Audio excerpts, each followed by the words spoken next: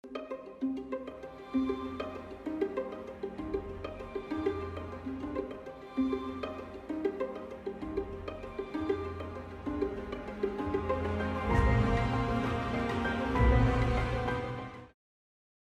want to bring the new narrative layer to this already complex, and I want to come to you directly after that with questions and comments, because we only have 40 minutes. So building new narratives, I mean, I knew that narratives has always been powerful, but I've been following recently this case in the Gambia, which is a country in West Africa bordering Senegal, of Zainabu. I don't know if you know about it, Rosebell. So Zainabu put her ex-husband in jail because he raped her sister. And then her sister got pregnant with this baby boy. After 4 years, the boy had an accident and died. And there has been for weeks now demonstrations accusing her of killing the boy with T-shirts of the ex-husband, Bob, free Bob. So basically, criminalizing the victim and victimizing the criminal, right? And how this narrative can completely shift from, 4 years ago, from being the victim to being now the hero. It's basically this Bob is now a hero in the Gambia. So, stories like this where, and of course they're using her, they're harassing her online, they're using old photos, to sexualize her, to objectify her, and all of that. When you are a woman and you have all these intersections and people try to use those intersections to their advantage to create new narrative. What are the most problematic narratives you think that are existing today, and how do we shift those? Interesting. I think it's very important to understand that there have been so many movements, whether it's women's movement, just yesterday it was 5 years since the Me Too movement, right? 5 years? Yeah. There have been so many movements, whether global or regional or within countries, that have been at the forefront of pushing for greater dignity, human security of different people. And alongside that movement, of course, storytelling has been powerful in catapulting those stories to the forefront, telling us, but also at the same time choosing who's the hero of that. Even when you're telling a story of a people, how does, for example, using South Africa, how does the West become a place where Mandela is the only hero? This is the only person they know.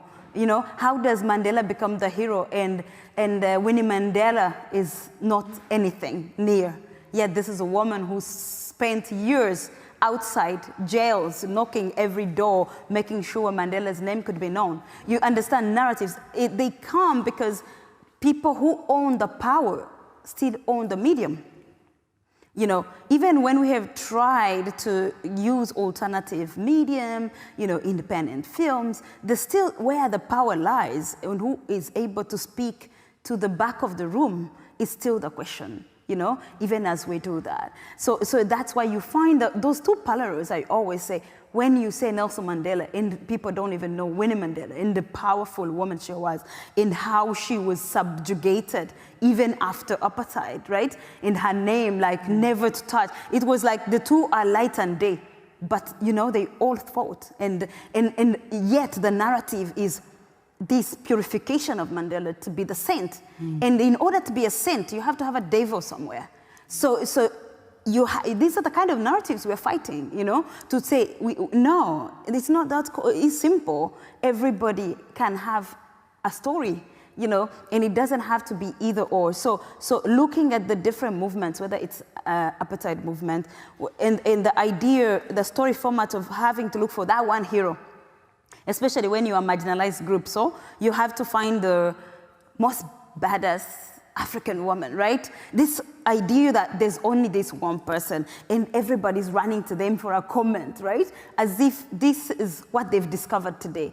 Yet where that person comes from, there's millions of others like that person. So understanding how do you diversify even narratives? How do you diversify stories? People who representation for me is very, very important. And it comes to the question of power, who picks and chooses and who has the power to amplify that which they've chosen.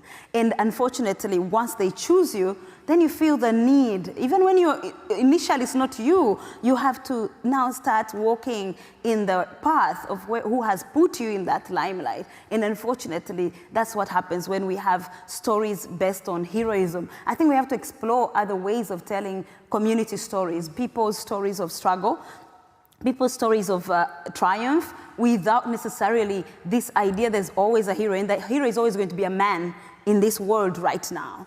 And there's always going to be a woman. The chances are that you could be as good as a man 20 times, but they would choose the man to be the hero. So those are the kind of systems that we are looking at and we're battling against, even when you're talking about storytelling. For me also, it's like we are now, it's 2020, as a white person going inland into Congo somewhere, it's very important to understand, you know, we have filmmakers, we have storytellers, we have journalists, excellent journalists from these countries. It's like, your positionality, why are you in that place? Ask yourself. Any moment, ask yourself, why am I here? And how did I arrive here? Who else should be here instead of me? Because you cannot bring new narratives. You have, as a person who is privileged, you must be willing to step back, you know, connecting to the earlier panel when we were talking about, you know, reparations and everything. You have to stay back, you know. Whether it's men saturating the whole storytelling format and moving, pushing this heroism, for me, I find it very strange, because when you're at home, I don't think the storytelling in an African tradition most times is only about one hero, you know? So pushing us in narratives of this main character and everybody's a shadow, I'm always fascinated, like, no, the world does not work like that, actually. You know, especially struggles, you know, struggles, women's rights, African independence movement. So you have the founding fathers, and all of us are what?